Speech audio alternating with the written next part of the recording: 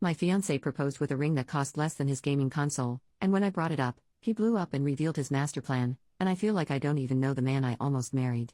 So my fiancé is quite well off, and while I don't make as much as him, I certainly would not be struggling on my own. He rotates between a few very expensive watches that he wears to work, and while we have a good grasp on financial literacy, we aren't shy about spending for the important parts of life. We openly share finances, so I know he isn't secretly in debt or any such nonsense. The ring is nice and understated, but more of a nice stacker than an engagement ring to show off. The stone, which I'm doubtful of being a diamond, is quite small. It is not heirloom. When friends or family get engaged, there is always the excitement in sharing the news, and inevitably someone will ask to see the ring, and then everyone coos over it, and it's a good time. When I showed mine, the mood got awkward and they feigned excitement just long enough until it was okay to change the topic. This is not a knock on them, they are just terrible liars. I would like to make clear that I am not expecting a 3-month salary ring or an over-the-top wedding. However, this is a piece I will be wearing daily for decades, and is largely considered a symbol of his love. I know not all feel this way, but we do, or at least I thought we did. But I really don't think I'm out of line for thinking of it as a long-term investment piece given the amount of wear it will see and the sentimentality behind it. Surely it is worth more than a gaming console? Am I being a jerk here? Edit. I'm getting a lot of the same questions, so I thought I would put the answers here. We had briefly talked about overall style, and he has access to my jewelry box to know the stuff I typically wear. As the price of the ring wasn't very important to me, the budget for it was never really discussed, which I see as a mistake now, but I didn't realize that this could be a problem. Price is not important so much as I don't care if he spent $1,000 or $100,000 on it, but this ring looks cheap. It is not quality craftsmanship. The dampened excitement of showing off my ring was only a part of my post, the rest being that his drastic low ball on a piece I will be wearing every day for the rest of my life doesn't seem like the symbol of love one traditionally associates with engagement and wedding pieces.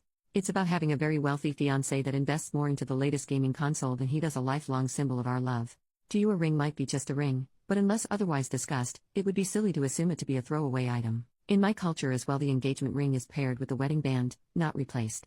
We share our finances, and I saw the charge on the bank statement. If he paid in cash as well, then he overpaid. Given that he has bought me more expensive jewelry in the past and sees what I wear on a regular basis, for him to lowball an important item this much seems pretty far out of left field and not something I thought I would have needed to clarify with him even if we had a longer conversation about it. Obviously, in hindsight, I should have. I think I am more hurt with what it says to give your fiancé such a low-priced ring when money clearly isn't the issue than the fact that the ring itself was low budget. If we were worse off and $150 took effort to save for, I would be over the moon at what he got me and shoving it in everyone's face. However, this is not remotely the case. He has gifted diamond studs and other fine jewelry before and will splurge a bit more if it's something for the both of us, for example a surprise getaway weekend for a holiday. He doesn't throw his money around needlessly, but he isn't stingy. To be blunt, it's a cheap ring. In looks and cost. Yes, he could have spent hours picking out the indie jeweler to get the ring that is nothing like what I have or have ever mentioned liking in a much lower price bracket than we would ordinarily spend on just regular accessories. However, I don't feel like I'm making a large leap in assuming he didn't.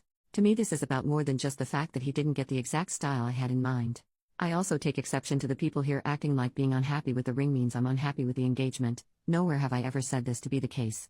Life isn't an all or nothing game. I can be unhappy with the ring while still being madly in love with my fiancé and thrilled to spend our lives together.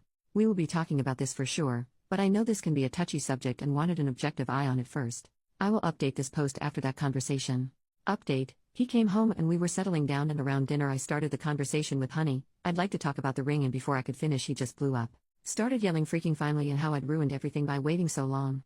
To be brief, he bought a crappy ring from a jeweler who got bad reviews so that when I got upset over it he could dump me under the guise that I was a gold digger.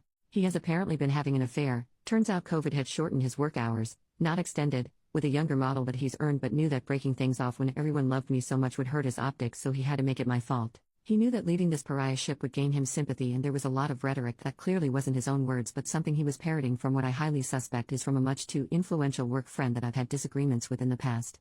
Changes I had attributed to work stress are glaringly obvious to me now as symptoms of something more malicious under the surface, and I feel really ashamed I didn't see things more clearly earlier or wasn't somehow able to head things off before they got this far.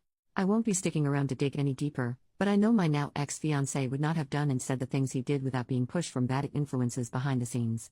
This doesn't mean I forgive him. I think he is incredibly weak and feeble-minded for letting this happen to us, but I also doubt I will be contacting many of our mutual friends as the dust settles. I left in the middle of his tirade around the 15-minute mark and am staying with at my mother's. I haven't cried yet, and I think I'm still waiting for it all to suddenly make sense, but I know logically it might not ever.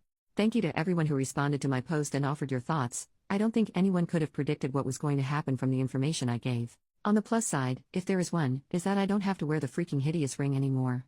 Latest update: his family did find out, though I believe on a very surface level. I do not reach out, and I do not have contact with many of the people that I considered myself close friends or potential family to. His very harebrained plan for optics was sort of so bad it's good again. Like myself back then, many people don't seem to believe he is capable of that kind of scheme, so they have just decided he didn't. I did try to maintain a couple mutual friends but had to break it off after they would refuse to acknowledge what he did. I didn't need them to take sides, I just wanted friends I didn't have to censor a major life event from. I have heard that at least as of a month ago he and the affair partner were still together.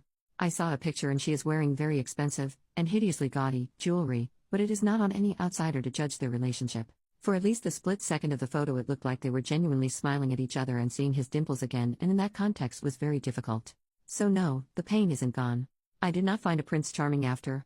I did not make good choices in general in that regard and am now single again. However, I am finally processing and going through true healing that should have started when this all went down and not after some extended self-care that put other areas of my life in jeopardy. I'm fine, not great but better than I was. All things considered, I'm still incredibly fortunate in life, and I am doing my best to celebrate what I do have rather than look at what and who I don't.